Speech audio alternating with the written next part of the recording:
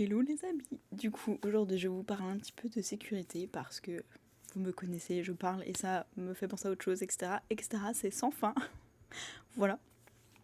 Euh, Ça m'a rappelé une chose, c'était Arnaud Rioux qui avait partagé ça. Il disait, donc je parlais hier du CDI en disant, bah voilà, il y a des personnes pour qui c'est la sécurité, pour qui ça représente vraiment c'est stable. Au moins, je sais que tous les mois j'ai le même salaire qui tombe sur mon compte. J'ai pas besoin de me prendre la tête. C'est pas, par exemple, mon entreprise, je sais que je parle souvent de, je sais pas, la personne qui veut ouvrir sa boutique de bonbons.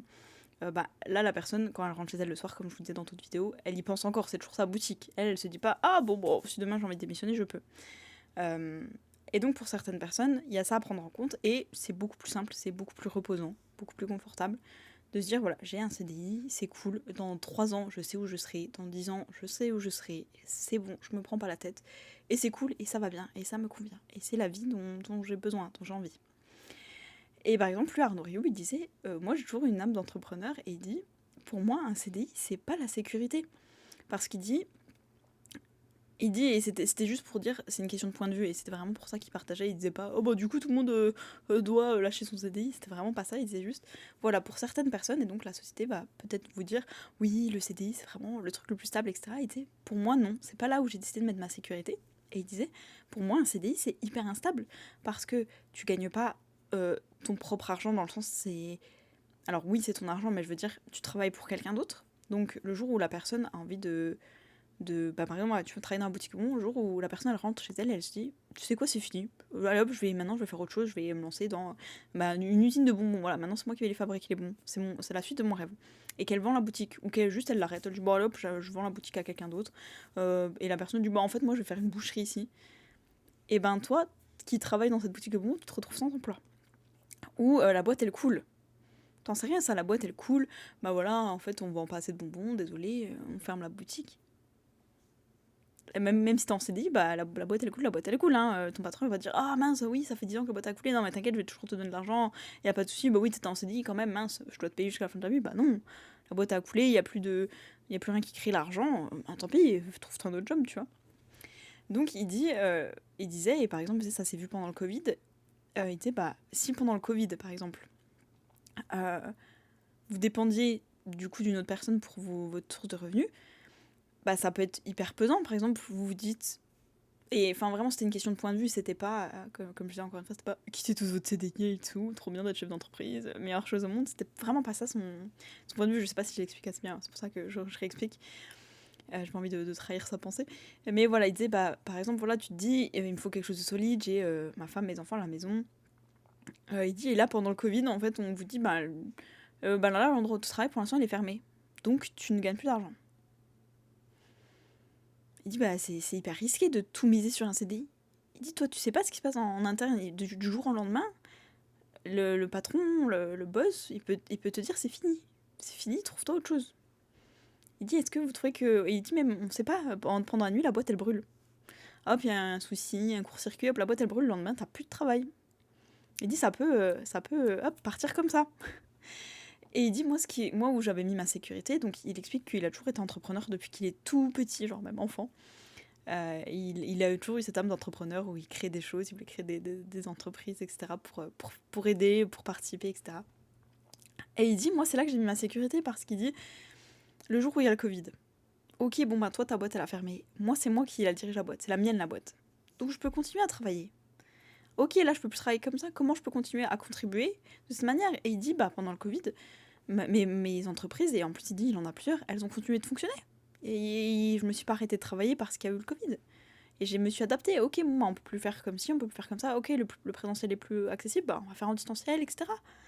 Et il dit, et j'avais pas cette pression de qu'est-ce que je vais faire, je peux plus travailler, etc. Ben, du coup, si je peux plus travailler. Voilà, par exemple, je sais pas, pendant le Covid, les restaurants étaient fermés. Parce que, on a plus. Ou les cinémas, les théâtres, tout ça.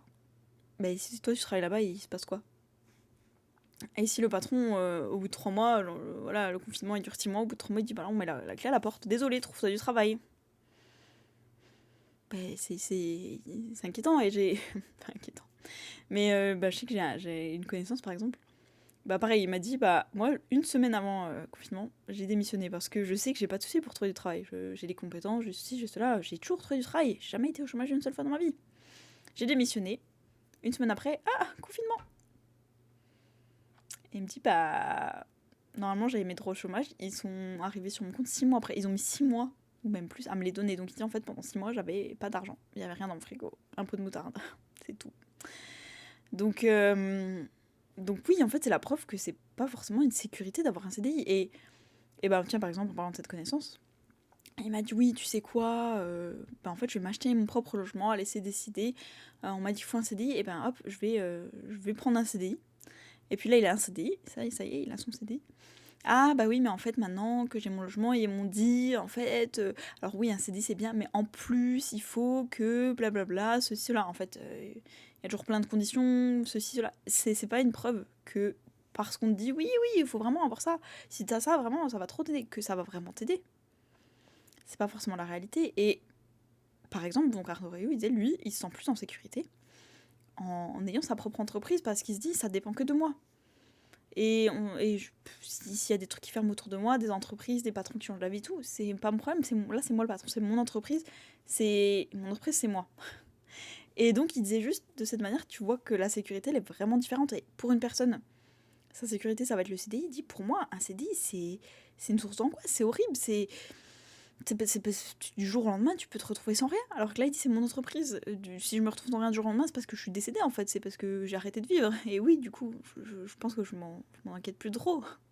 Mais donc voilà, je trouvais ça très intéressant de voir différentes perspectives. Et je sais que j'avais partagé ça donc à une autre amie. Et elle m'avait dit ah oui, mais non, mais en fait, tu sais, moi j'avais essayé de faire ça. J'avais essayé de faire une entreprise. Et puis en vrai, ça s'est vraiment mal passé. Donc oui, tu sais. Moi, je trouve pas que c'est la sécurité, hein, c'est hyper insécurisant, etc. Donc, je comprends, mais il faut pas juger les gens qui. Et je lui disais, mais je juge pas, si toi tu préfères être en CDI, je comprends. Et il y a plein d'avantages à être en CDI, honnêtement. Il y a plein d'avantages à être en CDI, il y a plein d'avantages à pas y être, il y a plein d'avantages à être chef de ta propre entreprise, il y a plein d'avantages à être salarié d'une autre entreprise, il y a plein d'avantages à plein de choses en fait. Il y a des avantages partout. Faut juste voir quels avantages et inconvénients te conviennent à toi. Parce que oui, il y a des avantages, il y a des inconvénients. Faut juste voir, ok, est-ce que ces avantages-là te conviennent? Oui. Est-ce que les inconvénients te conviennent aussi parce que t'aimes tellement ce truc-là, cette situation, cette expérience, que oui, t'aimes les avantages, t'aimes les inconvénients.